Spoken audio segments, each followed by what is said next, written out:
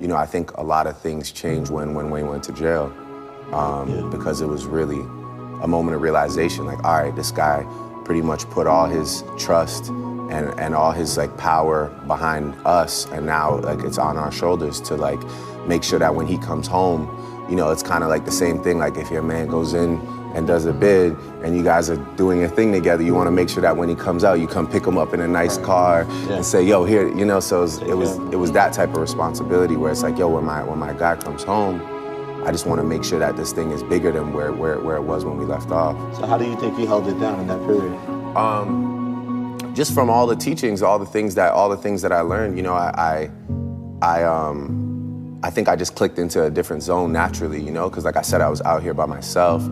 I mean, obviously it was me and Nikki, but you know, I always felt like, okay, I'm Wayne's little brother, and he's dependent on me to carry this name, you know. And at that time, Young Money was a lot more connected, so I felt that obligation to everybody, to Mac, to Nikki, to Tez, to you know, to really take things to whatever level I could take them to. And I think I just did it by, like, again, observing him. I knew what it was to try new things on records. I wasn't afraid. I loved to work. And Wayne always embraced me working in my own space. He never told me, yo, you have to work like me. You have to stay up these hours. You have to do these drugs. You have to.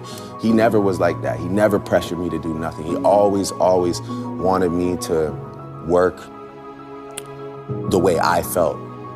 You know, the way and my assistant right now, who I've been with for years, I'll never forget, like, the first time I was like, well, look, the way I work is I need 40 here, you know, because that's my engineer, and I like, you know, he knows what to do with my vocals. And I remember CJ, you know, who, again, is like, you know, we formed a 10-year bond, if not more now, but I remember CJ being like, yo, what, we're gonna book this guy's boy a flight to come to, like, just tell him to get in the booth with who we got here, you know? Why are we booking this boy a flight?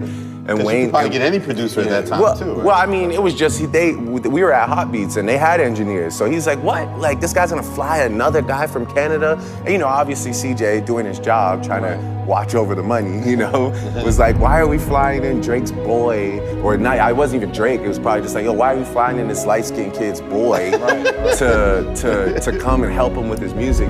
But Wayne, you know, Wayne stood up for me and he's like, yo, get him whatever he needs. And I think with those tools was how I was able to maintain for that stretch of whatever it was. I think it was a little under a year.